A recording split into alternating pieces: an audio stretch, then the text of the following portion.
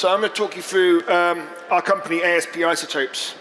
So we're listed on NASDAQ, so just please read these forward-looking statements and risk disclosures. And so this is how our company looks. We set this company up about 2.5 years ago. During the last 2.5 years, we've built this kind of corporate infrastructure and around basically isotope enrichment and isotope use. So in the middle, you'll see ASP Isotopes, and that's producing stable isotopes. And we'll talk about what isotopes are in a moment, but they're very special chemical. We sell for hundreds of thousands of dollars a gram. And so that has 2 manufacturing plants, both in South Africa. And they're starting up commercial operations right now. And so that middle vertical should be generating free cash flow around the middle of this year as we go into the second half of the year. On the left-hand side, you see PET labs. So that produces radioisotopes. So radioisotopes have a very short half-life. You have to produce them near where the patient is or where the customer is. You can ship them maybe 3 or 4 hours. And that's already generating free cash flow. And that's Southern Africa's leading producer of radioisotopes. And our plan is to triple the size of that business over the next 2 or 3 years and expand that globally into other regions. And on the right, you'll see Quantum Leap Energy. That's a company we incorporated in September. That's going to focus on producing the nuclear fuels of the future, specifically HALEU and lithium-6. And the plan is to spin that out as a separate company onto NASDAQ in the second half of this year and do an IPO. And we just raised about $20 million into Quantum Leap Energy last week. So isotopes are probably one of the most supply-constrained materials in the world, and you touch them every day. Every nuclear reactor uses isotopes. A lot of medicine uses isotopes, and they're going to enable many technologies in the future, such as quantum computing and artificial intelligence. So what is an isotope? Well, an isotope is basically a form of the same element that has different numbers of neutrons. So what determines the chemical properties is placed in the periodic table, the number of protons inside the nucleus. So carbon is different to oxygen, is different to silicon. But silicon has 3 isotopes that has different numbers of neutrons inside the nucleus, and that changes the physical properties of silicon. And so the 3 isotopes are 28, 29, and 30. And the 29 isotope has what's called a negative spin around the nucleus. And if we can remove that isotope, we improve the conductivity of silicon by thousands of fold. And so our goal is to enrich silicon, for example, to 99.995% silicon-28. And that'll enable us to make super-fast semiconductors that enable quantum computing and artificial intelligence. And when you think about silicon, a sand basically, if I have a bag of sand in my left hand, it's probably $1 a kilo. If I've got a kilo of silicon-28, that's $600,000 a kilo. For carbon-14, if I have a kilo of carbon, so a kilo of charcoal, that's probably $1 a kilo. If I have a kilo of carbon-14, that's $24 million a kilo. So we take really basic, very simple chemicals and convert them into very special materials that certain industries and applications require. So there's a pipeline of isotopes we expect to enrich over the next several years. And as I said, our first 2 plants are starting up at the moment, and they'll be selling commercial product around the middle of the year. So we have 2 technologies. The first is the aerodynamic separation process, which basically is used for gaseous compounds. And there are 2 plants in South Africa. And the beauty about this is that we can build a plant for just a few $1 million. $30 million is kind of the cost of us building a plant. A traditional centrifuge that Russia uses, last centrifuge that got built was $3.5 billion, and they're estimating $6 billion to build new centrifuges.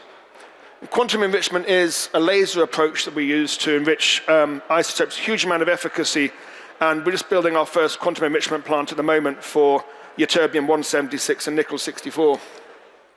So here's a picture of our plants. You see they're small, they're modular, and they're very, very versatile. Both our plants right now are in South Africa. One of the problems with South Africa is the energy. It's a real shortage of energy, and we have to have 1.5 megawatts of diesel generation outside our main plant. So our goal next year is to move, or this year actually, is to move to Iceland and start building plants in Iceland. And we have about 4 customers who want plants in Iceland, and our goal is for them to pay for the plants in Iceland, so we're using their balance sheet to grow our business. much better return on equity. So I'll talk about quantum leap energy now, which is, I think, where a lot of the excitement is right now.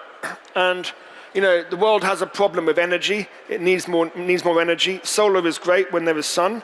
Wind is great when there is wind. But if you want a constant baseload of energy, we feel nuclear energy is the best method for it. And the future of nuclear energy is likely small modular reactors. So this is basically taking, what made cars really cheap was the Ford Model T, production line economics. So if we can put nuclear energy into kind of like production line economics, that really brings down the cost. It allows many people in the world to have very cheap, reliable, green energy.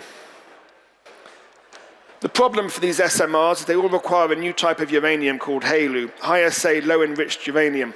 And that's enriched to 19.75%. And one of the problems is that there simply aren't any producers of that fuel right now in the world. And the plan when these reactors started was to use fuel from Russia. That's no longer available. So this is a nuclear fuel cycle, and we're involved in the enrichment part of it. And but if you look at what's happened to nuclear fuel prices over the last sort of 2 years or so, they've really increased a lot. I mean, look at the uranium price, that's up 5-fold in the last 2 years. Not many commodities go up 5-fold and you see a 0 supply side response. For conversion, up 3-fold, 0 supply side response. And enrichment is up 5-fold as well, 0 supply side response. To build a new enrichment facility in the United States, it's probably $6 billion and sort of 5 or 10 years of construction time. So this is what's happened to HALEU prices if it was available. There is no producer right now. And you'll see it's about $20,000 a kilo. Most of these SMRs were planned when uranium was more like, or HALEU was more like $7,000 a kilo. And a lot of these projects are going to really struggle with economics as the prices move so high. So at quantum enrichment, the important line to look at here is the selectivity line. It's that third line up from the bottom. And that talks about how much enrichment you get per stage or per unit of separation. And you'll see for a centrifuge, which is what's typically used right now, it's 1.15. But quantum enrichment is greater than 50. Our scientists have developed this over the last sort of 30 years. It really came from South Africa's nuclear program back in the 1970s and 1980s. And for lithium-6, our selectivity is 112. So 100 times more powerful and more efficacious than a traditional centrifuge. And for uranium, it's 678. So it's 600 times more powerful than a centrifuge. And that we've signed two MOUs with large SMR companies who want us to build enrichment facilities to supply them, because our return on capital is so much better than the return on capital on a centrifuge. So what does this mean for us being able to produce HALEU? Well, because our selectivity is so much higher, we believe we can take depleted waste, so depleted tails, and we can convert that into HALEU in a single step. And so that really drives down our cost of production. If you remember that chart I showed you earlier, of the $20,000 for a kilo of HALEU, about $11,000 is the ore. If we can remove that to 0, or even get paid to take that ore away, then that will really improve our economics and drive down the cost of HALEU, or drive down the cost of uranium, enriched uranium, to a point where emerging markets can start to use it. And in order to drive nuclear adoption in emerging markets, you have to have a green discount to hydrocarbon-based energy. These economies struggle to have a basic cost of living right now and struggle to afford 7 meals a week. You can't expect them to exchange that for green energy, and climate change is a problem for the West. And so just to summarize, we have 2 unique technologies that enrich isotopes. Our first 2 plants are in the process of starting up right now.